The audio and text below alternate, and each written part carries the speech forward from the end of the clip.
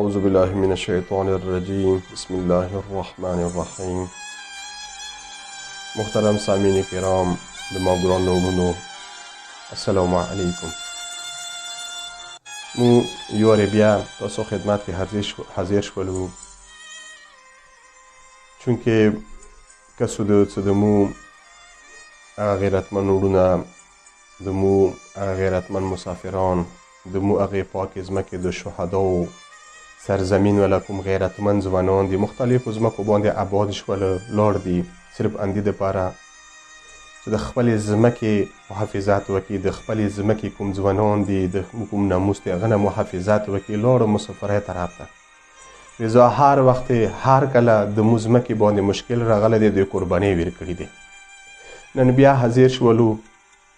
تاسې ته یمو یو ګران ورور طالب علم دی، یو خورو عالم برجسته عالم دی، یو ذهین طالب علم د قوم دی، او یو د حسین ډېر خورو عالم دین دی چې هغه د حسین ذکر ده کوي، د حسین مداحي ده کوي، د اهل بیتو مصایب، د اهل بیتو علم د خلکو ته رسوي. سید لایق حسین د پیوار هغه د غیرتمنو ځمکې سره تعلق لري، خو یوې ډېرې غریبې خونې سره د تعلق لري. 4-5 وړه بچي دي، هغه مشکلو سره روبرو شوی دی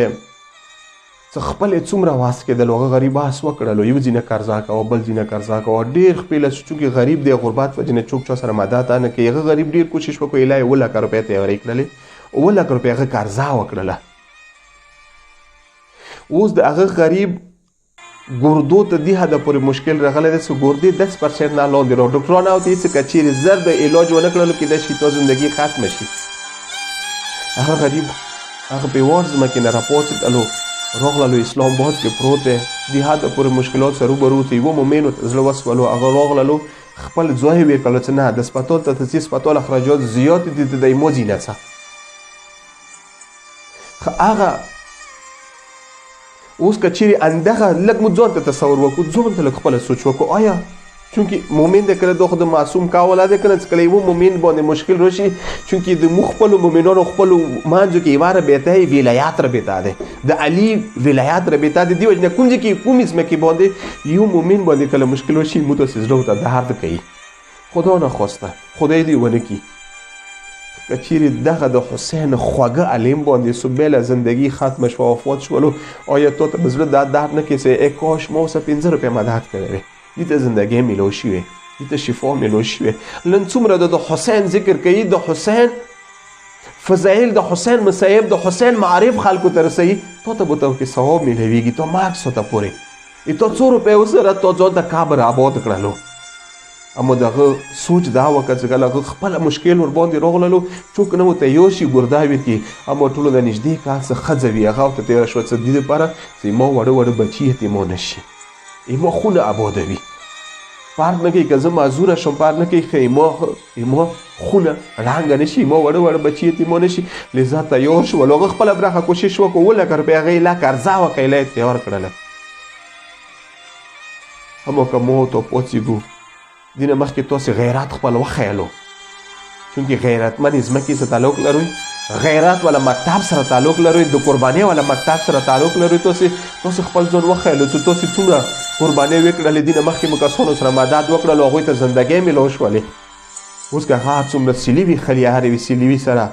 که تسبیح کوي، که لمونځ کوي، هر یو ذکر کوي، تا ثواب کې ورسره شریک شولې. نن هغه د حسین خواږه عالم دین سید لایق حسین دپاره به موږ تاسې پاڅېږو، له خرو مدد به وکړو. تاسې دغه پوښتنه کولی شئ، نیټ باندې فیسبوک باندې دغه ویډیوانې لیدلی شئ چې هغه د حسین ذکر کوم شان و شوکت سره کوي. خو بیمارۍ وجې نه هغه نن کوم نه پر چنار سرزمین باندې پروت دی، تاسو ته د سترګې غړی چې چېرته یو مومن پاڅېږي د ما سره مدد وکړي، ایما مشکل حل کړي،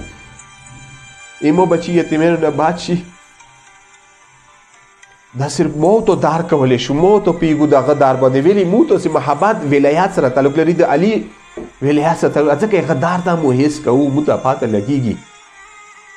پوه به چې هرې ځمکې باندې وي،